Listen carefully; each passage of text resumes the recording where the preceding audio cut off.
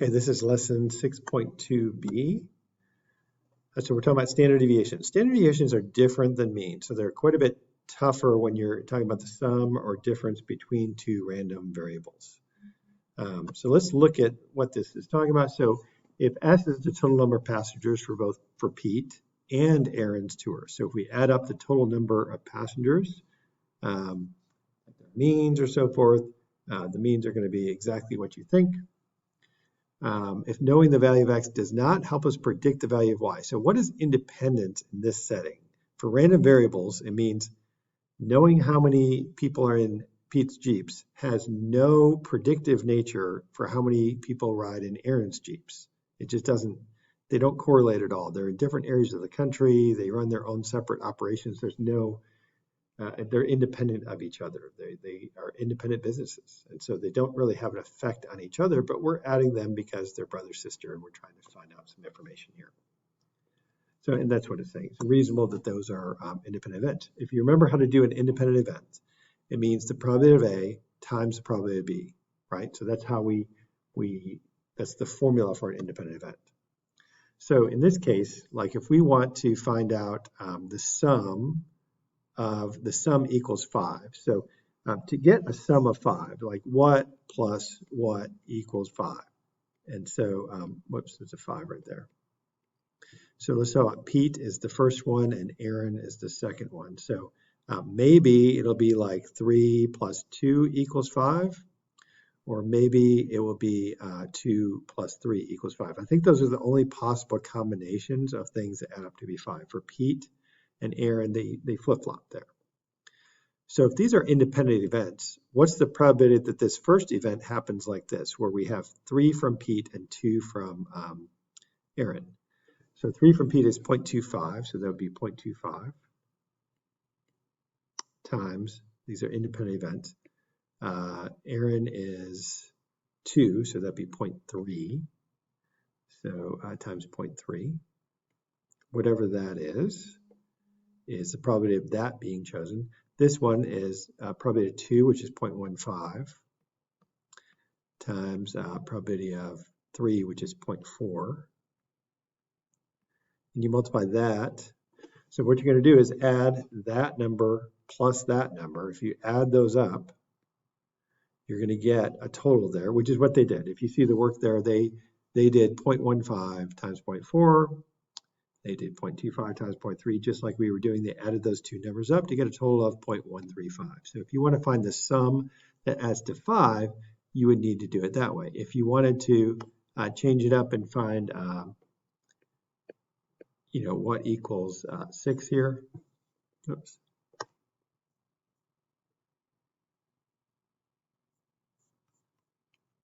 So if you wanted to get, say, a sum of 6 here, so what plus what equals 6 for Pete and Aaron's Jeep. So Pete's Jeep could be 2 and this one 4, Aaron's 4, or it could be 3 and 3, or it could be 4 and 2. Those all add up to 6. So you think about each of those cases. So to figure out the 2, it'd be probably, so Pete has 2, so that'd be 0.15 times, I guess Aaron would be 4, so that's 0.2. Plus this one would be 3 and 3, so that'd be 0.25 times 3 would be 0.4. Run out of room there, but plus, again, you get the idea here, so then we do 4 and 2, that would be 0.35 times whatever Aaron's 2 is, 0.3. And if we multiply that out, we should get 6, which is the answer for 6 there, which is 0.235.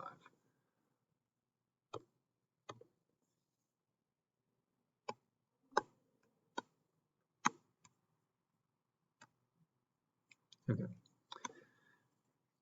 So they made that table. So now the sum of difference of two random variables. So they're trying to let you look at this first and kind of see a pattern. I don't know if you see this, but first of all, just remember this. I don't know if you remember this, but this is important to know. Standard deviation squared is equal to the variance. We don't use that term a lot, but in this section, we're going to use variance. So it's really kind of helpful in this section.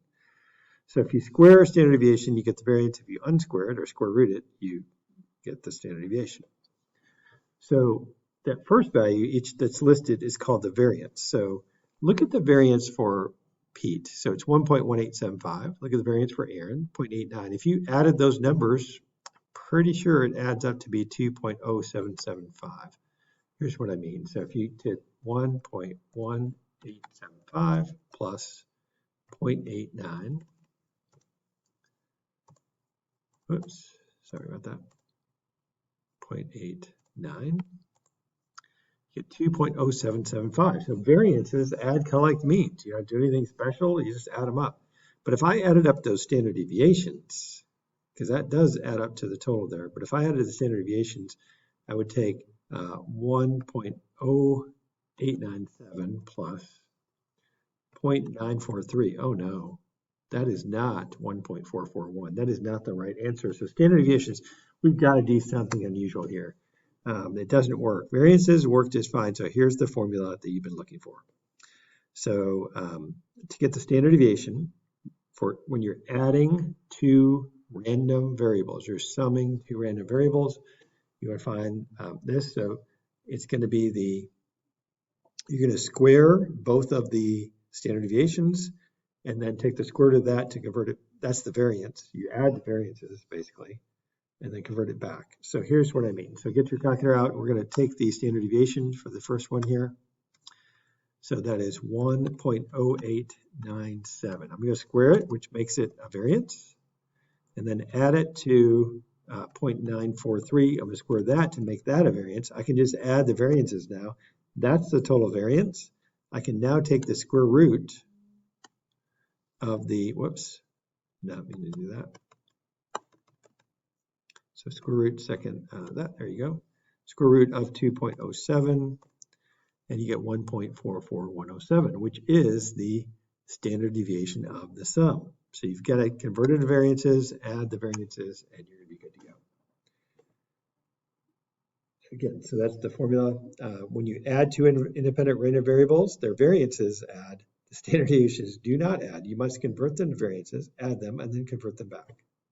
Square them to put in the variances, and square root the result. So with this one, we just did that one. Oh, no, we did not do this one.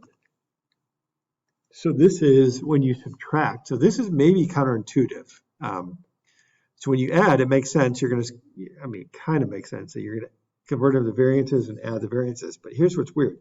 When you subtract two random variables, the means are going to subtract like normal. There's nothing unusual about that. But standard deviations don't just subtract, they don't just add. You've got to convert to variances, and then you've got to add instead of subtracting. That's the surprising part here. So we're going to try this and see if this works. So we're going to do 1.0897 squared. So we converted that to variances, a variance, plus we're going to add, even though it says subtract, we're adding the variances and taking the square root to find the answer here, 0.943, because it sounds like you always add the variances. Then you take the square root of the result, and I get 1.44107, which is the answer for the standard deviation of the difference of the two. So you always add. When you add or subtract things, the standard deviation is going to increase. It's going to get larger because each individual variable has a standard deviation, has some variability to it. So when you add two things with variability to it, it's going to have a wider variability to it. It kind of makes sense. Even if you subtract it, it's going to have more variation to the answers there. There's the official formula. Even when you subtract, you add the variances and convert it back. So when we subtract two independent random variables, their variances do add. Okay, so look at this one. So Pete charges 150 per rider, Aaron charges 175. C is the amount that Pete collects, E is the amount that Aaron collects. And then from Earth, it's easier to show that the standard deviation of, Pete's stuff is 163, and standard deviation of Aaron's is 165. And we're going to subtract C minus E. And it says, in a previous problem, I think maybe yesterday, we found that the difference in the means was $20. Don't do anything funny for that. You just take the mean to the one minus the mean to the other. And so we're going to get the standard deviation. So what do we have to do? So get your calculator out. Even though we're subtracting, we're going to have to add the variances here. So I'm going to take the Pete's standard deviation, 163.46. I'm going to make it a variance plus 165.03. So 165.03, whoops, 03 squared. I'm going to take the square root of that guy. And that should be the standard deviation of the difference of the two. So 232, let's see if we did that right. It is. And then to interpret that value, you say something like this. And I like that they put that in parentheses with the order. It's always nice to know which order we're subtracting in there.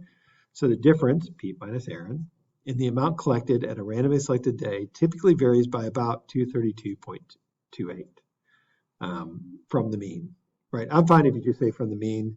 Oh, from the mean difference, though. It's actually the mean difference we're varying from. So that is a good point. And 28 was a dollar, I think they got from the other day. So far we're talking about variances and standard deviation in this lesson. What happens if we combine two normal or approximately normal random variables? So the result will be approximately normal, right? So any sum or difference is also approximately normally distributed. So even if I do sum or difference, you can see it doesn't matter. The two original graphs were normal, so that the sum or difference will also be normal.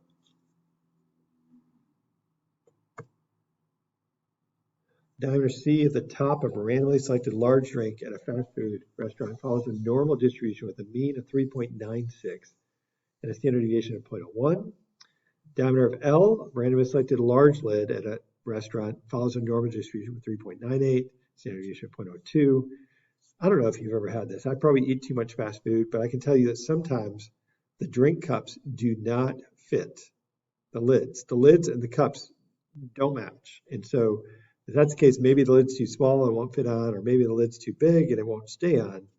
But either way is problematic. You want a lid that fits the cup really nicely, and if it doesn't work out, there's probably going to be spillage. It's just going to be bad. So you want things that fit together there, the lid and the cup, for when you have a drink and some kind of liquid in there. Okay.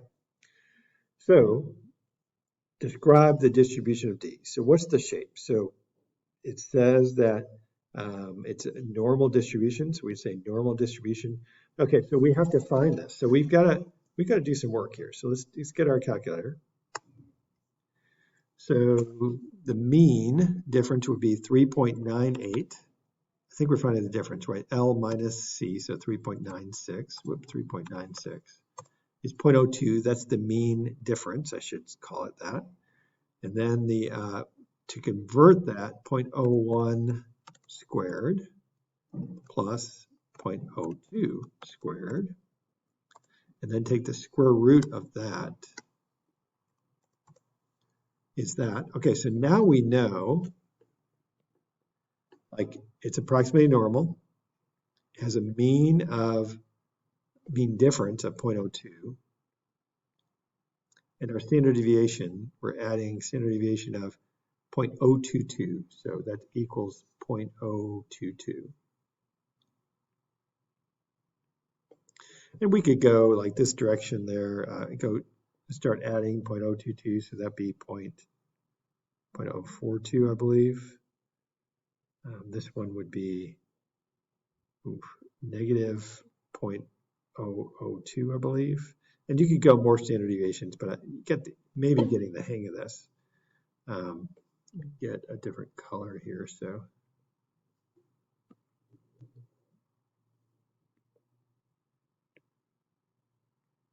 Okay.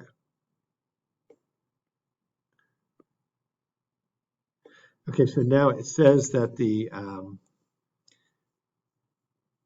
second question, so I think we did that first one.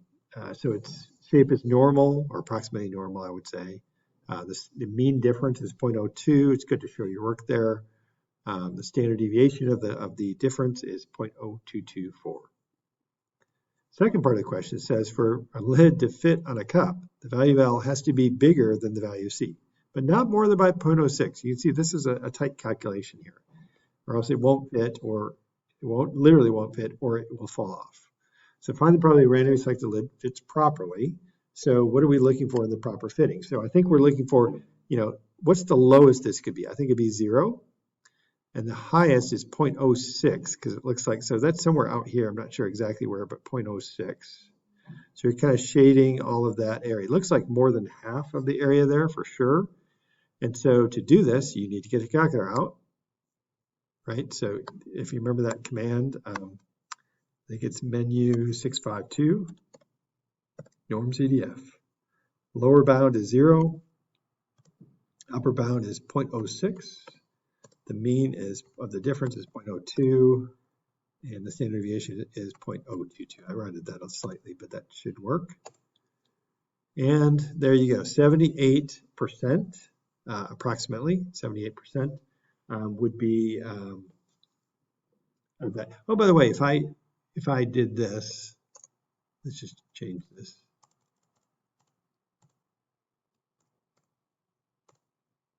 So if I mouse up to that, I think that was the exact. So you might have gotten that answer. Either answer is okay, by the way, but if you show the work, and you see that you rounded off the 0.022 standard deviation of the difference there, that would be okay. But just show your work. Write the calculator command, write what each thing means. Lower bound, upper bound, mean, standard deviation of the numbers you put in there. Okay, so now what command do we use? Oh, we got that. So we got the answer to that. In fact, that is the answer. Now what we're going to have is, I think, maybe do this a different way. So that's the way we did it. We used the fastest way of doing it, and we got it. So there's about a 77 or 78% chance that a randomly selected lid will fit on a randomly selected cup. That's the idea of this. Okay, so Hoops Fever is an arcade basketball game.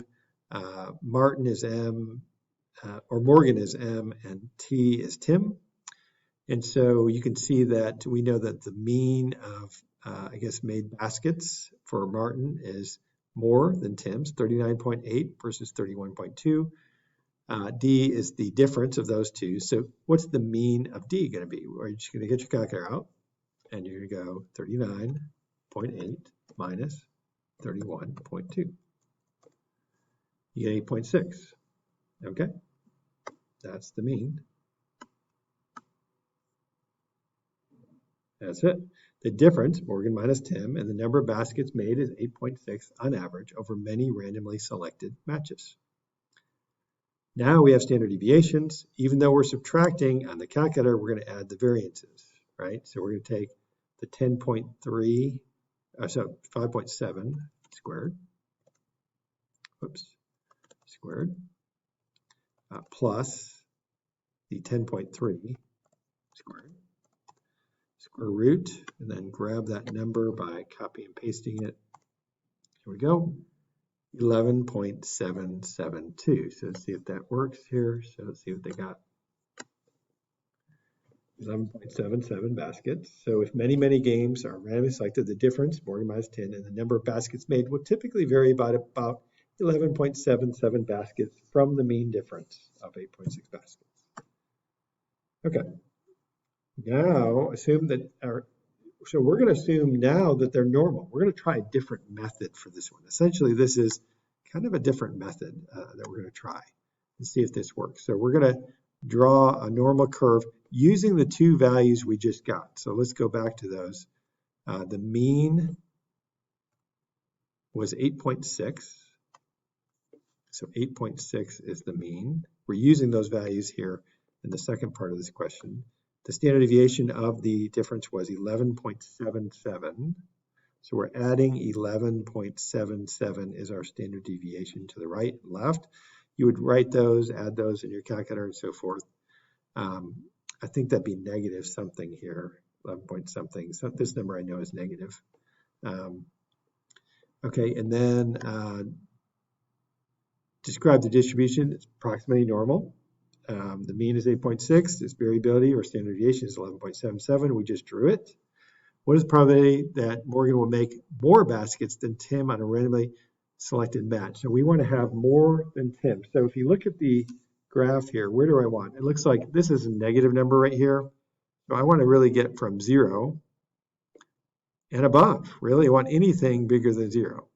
Right, so you're going to get your calculator out, and we're going to norm CDF this guy, right? So we get menu 652, whoops, 652. Mean, or the lower bound is 0, upper bound is positive infinity. I'm having trouble typing that with my screencast, so I'm just going to put a really big number in, but you would put infinity. Mean is 8.6. Standard deviation is, I think, 11.77. We got a number very close to what we got using the other method. I like the other method better, but this is approximation, and it's 76%. I think we had 78% or something doing it the other way. So it's just a different way to get a good approximation. A normal curve can do that for us in this case. Good. That's the lesson for today.